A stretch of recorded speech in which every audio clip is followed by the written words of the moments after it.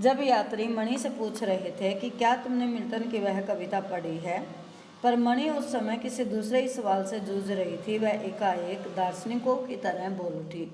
दार्शनिकों की तरह, ज्ञानियों की तरह, कि जिसे ज्ञान की बातें आती है, कहने लगी, ये हिम शिखर जल स्तंभ है, कि ये पहाड़, ये हिमालय की पर्वत जल स्तंभ है, पानी के स्तंभ हैं पूरे एशिया के।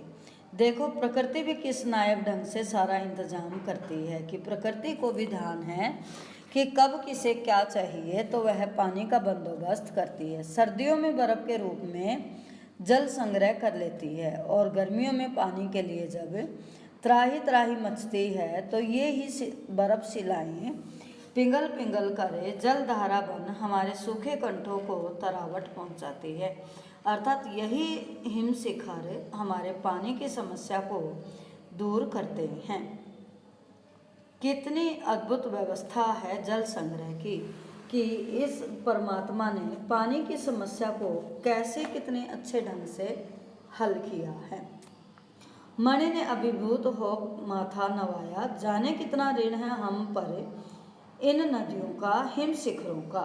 संसार कितना सुंदर, स्वप्न जागते उन लम्हों से मैंने सोया, पर तभी उदासी की एक झिनी सी परत मुझ पर छा गई। उड़ते बादलों की तरह पत्थर तोड़ती उन पहाड़ों का ख्याल भी आ गया।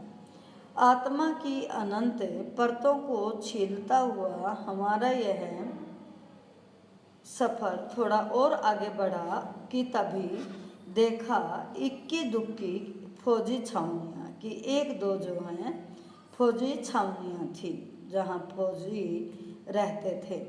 ध्यान आया यह बॉर्डर एरिया है, कि बॉर्डर का एरिया है, थोड़ी दूरी पर ही चीन की सीमा है। एक फौजी ने से मैंने कहा, आप इतनी कड़कड़ाती ठंड में, कि जिस समय तापमान -50 डिग्री सेल्सियस होता है, आप इतनी ठंड में भी इतनी तकलीफ आपको होती होगी, उसके बाद भी आप अपने कर्तव्य पर अडिग हैं, अपने कर्तव्य को निभा रही हैं। अर्थात यहाँ लेखिका बताना चाहती है कि फौजी कितनी ठंड हो, कैसा ही मौसम हो, वे अपने कर्तव्य पर खरे उतरते हैं, अपने कर्तव्य पर अडिग रहते हैं। वे देश की सीमा पर खड़े हैं, अत्यधिक बर्फ़ गिर रही है, ठंड है, उसके बाद भी वे अपने कर्तव्य पर अडिग हैं, अपने कर्तव्य को पूरा करके ही दम लेंगे, अर्थात अपने कर्तव्य से दूर नहीं भागेंगे।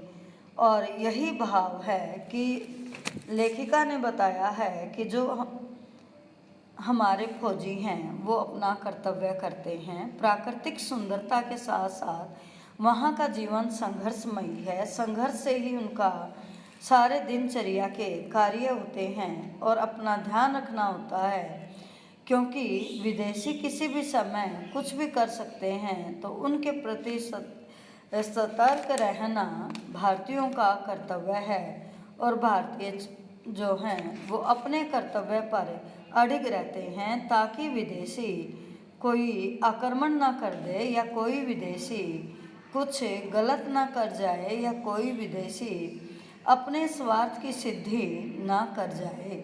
इसलिए यह प्राकृतिक सुंदरता देखने योग्य है।